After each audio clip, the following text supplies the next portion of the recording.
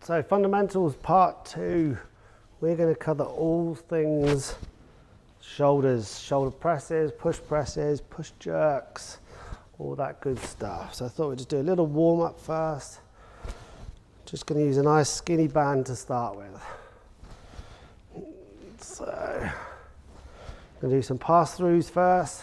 Used to be called dislocations until the woke brigade stepped in and said it was a bit scary for people to think about dislocating their shoulders. Not seen anybody dislocate their shoulders with a band yet, but always a first time. So pull aparts next. Just squeeze your shoulder blades, change the angles, anything goes. Just here, here, here.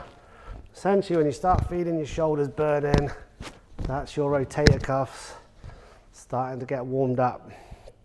Finally, another one I like, pin the elbows in and just rotate out there. Again, squeeze your shoulder blades. When you feel those shoulders burning, they're growing. So I also like, just to start getting the move in, grab yourself some light discs, and we're just going to do some of these. So start with your thumbs together, rotate, so they go all the way back. That's it. Easy. All right. Probably just doing a couple of rounds of that to warm up the shoulders, and then we're going to get cracking. First exercise, strict press, shoulder press, barbell. You can do it with the dumbbells. Easy peasy. All right. Now this bar has got the nerding in the middle, but everything else is the same. We've got the rings here and here, so you can locate your hands.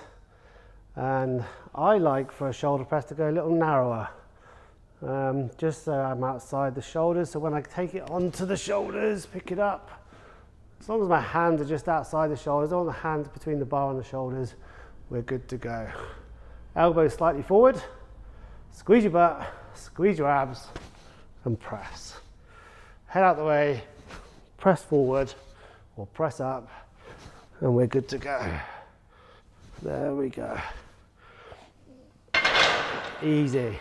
So in terms of strength, a good number for a shoulder press for you, and body weight is a good start to aim for. If you can shoulder press half your body weight, you're doing pretty good. The overhead press is something a lot of people struggle with because we don't do it a lot in everyday life. So 50% body weight, 1 rep max. Let me know how you get on. So the push press, slide my hands out a little wider for the push press, but we're starting to add a little bit of legs into it.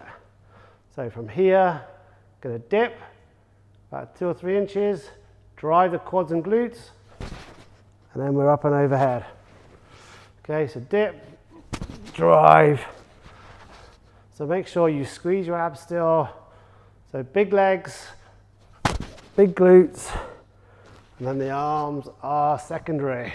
So the only thing we really got to do, I'll use this post as a little bit of a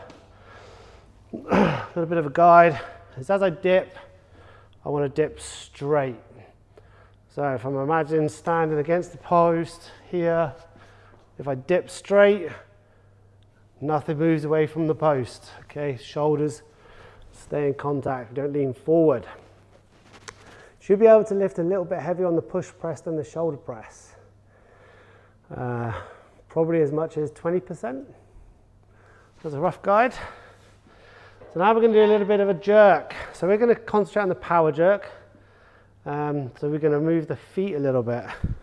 So just as a guideline, your feet will start hip width and you're going to land squat width. So a nice easy way to start doing this is think about like imaginary barbell, 200 kilos, move your feet. Okay, move your feet, easy. So to move it on from that, as the feet hit the floor, press the bar, make sure you stand up. Press and stand up. So hopefully when you get the barbell in your hands, so same position as the push press, elbow slightly forward, glutes and abs nice and tight.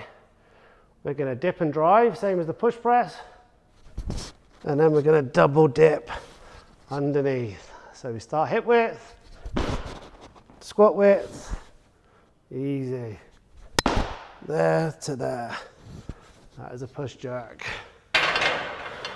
So common faults I see with people doing the push jerk is when they dip, they don't get to the top before they double dip, okay? So I see a lot of this. So here to here. Make sure we get up and under, okay? That's a good tip for you. So those are the three major presses that we use in our fundamentals course. Strict press, push jerk. Now you can do all of those with a dumbbell. So we grab a dumbbell. Oof. Big boys' weights. 12.5 kilos. God damn. So strict press, dumbbell, easy. Over the head, there. Let's do it the other side, just so I don't have one massive side. Okay, push press, same again, dip, drive. We'll do 2 each side on here, dip, drive. For those keen-eyed monsters, that was a double dip on the first one. That was a jerk, so jerk, there we go, dip, drive. So from the side, dip, drive, and drop. Dip, drive, and drop. Couple on this side as well. Dip and drive. Okay. You can do that with kettlebells, all sorts of implements. So another one to think about when you do shoulders is shoulder stability.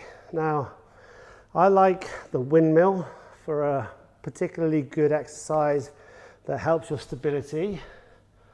So let's grab a kettlebell.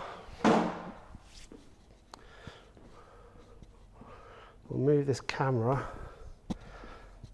out of the way of the bar so you can see.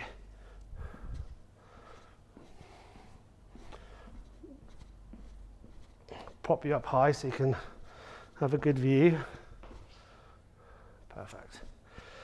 So yeah, so the windmill is a very good exercise, not only for your shoulder health, but for your all-round mobility. It's a really good one for hamstrings, lower back, upper back. If you've got a watch on with the kettlebell, turn it around so you don't hit it. So essentially for a windmill, I'm going to go up and overhead, right arm up, left toes point to the left, and you're just going to try and bend. So bump your hips back, hips bump, and then we turn. Okay? Some of you will only be able to get to there, to the knee. Some of you might be able to get to the shin or middle of the calf, and some of you might be able to get all the way to the floor. Never really talked whilst doing this, but it is quite tough to talk and move. So that's that one. So left side, just as a demo. Kneecap if you can, middle of the shin if you can. Remember, hips bump. So left arm, toes to the right, bump the hips, and then all the way over. So you might have just heard the crack of my back then. Pretty good. So those are shoulder fundamentals 101. If you need any help with that, let me know. Thinking in terms of strength numbers, as I said, half body weight for your strict press, about 20% higher for your push press, and then probably a little bit heavier than that for the push jerk, with the caveat that it needs a lot more technique to do the push jerk. You will be able to lift heavier in the long run, but if you don't have the mobility or the technique, it will be a little bit tougher. But anyway, any issues with that one? Comment below, send me a video, and I'll see if I can help.